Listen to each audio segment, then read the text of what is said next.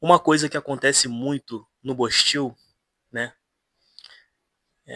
uma coisa que se chama ausência paterna.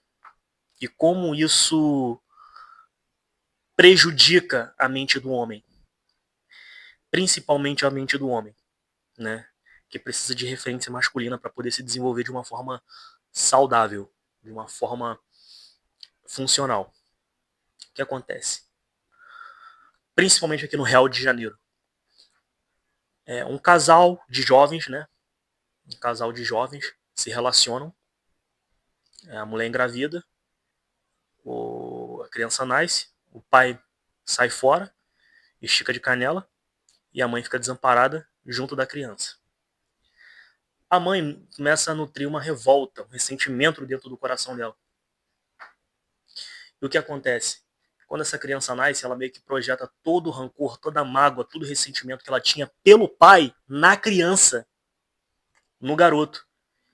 Porque muitas das vezes o garoto, ele parece com o pai da criança, ele parece muito com o pai. E puxa os comportamentos e os trejeitos também.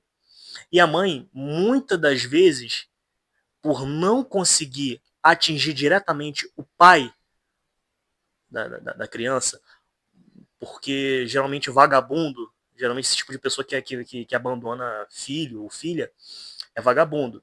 E vagabundo parece que é amparado pelo mundo, é amparado pela natureza, sabe?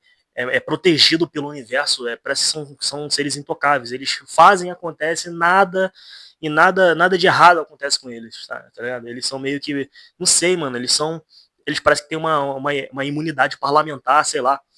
Então as mulheres elas não conseguem atingir os vagabundos. Então a forma dela desabafar, a forma dela se livrar desse ressentimento é despejar toda a imundície que há dentro dela, né, proveniente desse ressentimento, em cima da criança. Despejar tudo em cima do garoto. Né? Aí vai reprimindo o garoto, reprimindo todos os comportamentos que lembram o pai, todos os trejeitos que lembram o pai, todas as manias, todos os traços de personalidade que lembram o pai, ela vai reprimindo a natureza da criança, reprimindo a natureza da criança. Esse garoto, ele cresce reprimido, né? Então ele fica com medo até de pegar no copo d'água para poder beber. Ele anda assim, ele fica meio que autoconsciente de todos os movimentos do corpo dele, ele se torna autoconsciente de tudo que ele vai fazer. E isso não é bom, porque ele se torna inseguro. Quando ele se observa muito por conta dessa repressão, né, sofrido pela mãe, ele meio que se torna uma pessoa insegura, né? Aí ele se torna o quê? Uma criança, um pré-adolescente, um adolescente disfuncional. Ele não consegue acompanhar, porque ele não consegue fluir naturalmente por conta da repressão. E muitas das vezes eles acabam tendo traços de autismo, mesmo não tendo autismo, porque na verdade é só uma repressão. A mãe reprimiu tanto essa criança que ela se tornou, o comportamento dessa criança se tornou tão disfuncional por ter a natureza meio que bloqueada, por ter tido a parte da personalidade bloqueada, que ela meio que não se expressa de forma autêntica e meio que a mente dessa criança, a mente desse garoto, fica tão focado em não receber as punições da mãe e, por consequência, não receber as punições do mundo, ele fica tanto na defensiva, ele fica tanto se preocupando em como se mexer para poder não desagradar a mãe, como não tomar esporro ou levar surra da mãe, como não ser reprimido, como não ser desaprovado. Ele queima tanta caloria mental tomando esses cuidados que meio que todo o esforço, toda a atenção dele é voltada para isso. Enquanto as coisas do mundo meio que são deixadas de lado pelo organismo dele, pelo cérebro dele, do garoto. Né? Aí ele fica ansioso, inseguro, desenvolve vários transtornos e se torna disfuncional. Né?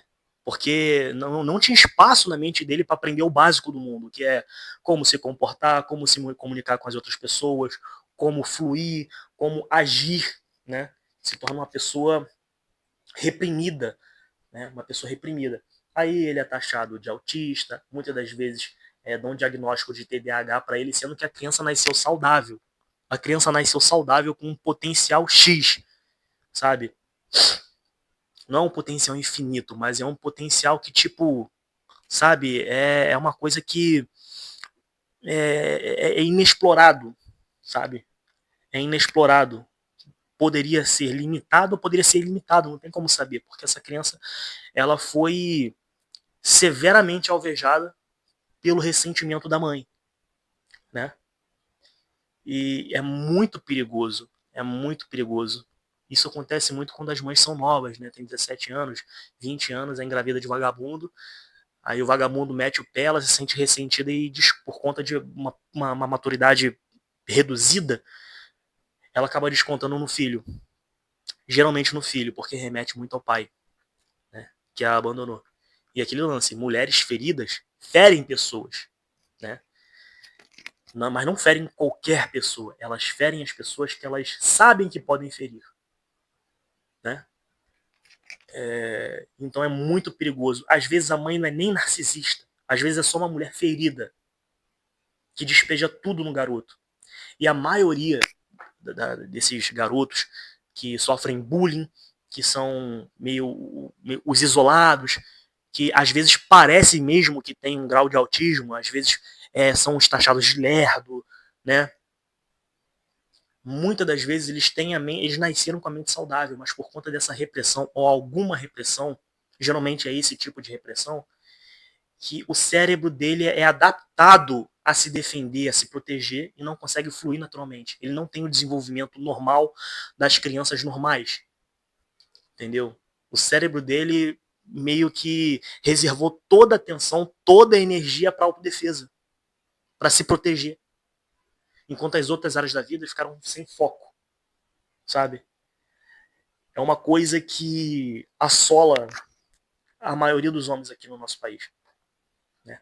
A maioria dos homens que consomem o conteúdo Red Pill, Black Pill, muitas das vezes não é só porque são feios ou porque são estranhos, porque o que mais tem a gente feia, a gente estranha, transando, namorando, fazendo os caralho a quatro, socializando, né? Falando feio de forma bruta mesmo. Mas às vezes é uma coisa comportamental, né? Às vezes é um lance comportamental. Coisas que vieram lá da primeira infância, vieram do útero, entendeu? Por isso que isso é uma coisa que aconteceu comigo. Aconteceu, eu sofri desse mal. Eu sofri desse mal. Por isso que as mulheres têm que ser tratadas com certo cuidado, um certo zelo. Não que, o cavalheirismo, a mulher não tá merecendo hoje em dia. Não é disso que eu tô falando. Quando você vai formar família com a mulher, cara, você é pelo bem da criança. Não fere essa mulher. Porque uma mulher ferida, ela fere pessoas. E olha só, muitas das vezes, quando não é no filho, é no namorado idiota. O que mais acontece? Vem um cafajeste, apronta com a mulher, sacaneia ela, ela fica extremamente revoltada. Só que ela não consegue fazer nada contra esse cafajeste. Ela não consegue fazer nada contra esse tipo de cara. Então ela passa a pegar homem bobo, passa a pegar homem bocó. Aí o que ela faz com o bocó? Tudo que ela não conseguia fazer com o cafajeste, ela faz com o bocó.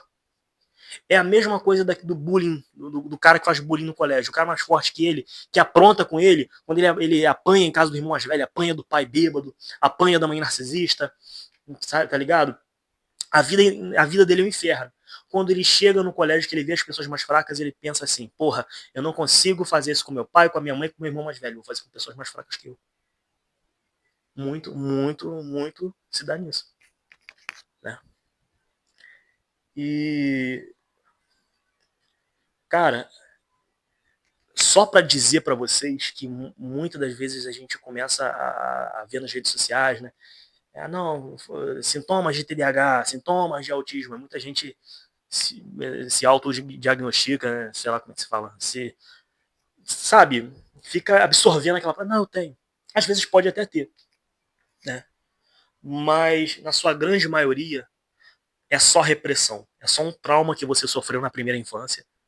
É só um bullying pesado no colégio dado ao primeiro trauma de infância. Sabe? Muitas das vezes é só isso. A mente do ser humano é muito frágil. É muito frágil. As pessoas que são aparentemente fortes, elas não são fortes. Elas criaram uma casca para poder lidar. O cérebro delas se adaptou com a tenebragem que elas passaram. Ou são psicopatas, ou tem algum distúrbio emocional que não permite que elas sintam as coisas na sua totalidade, na sua naturalidade. Porque o ser humano naturalmente tem a mente frágil. O ser humano não tem a mente forte. O ser humano é regido pelo medo, pelo prazer e pela busca de prazer e fugir do medo. Entendeu? Isso é o que rege, isso é o que nos movimenta. Então, não, a nossa mente não é forte. Isso aí é coisa de filme, isso aí é coisa de anime, isso aí é coisa de romance. Nós somos frágeis, nós somos... a mente humana ela deve ser protegida pelos seus pais no início da sua vida e por você. Entendeu? Mas uma coisa é certa. Uma coisa é certa. É que isso não está certo.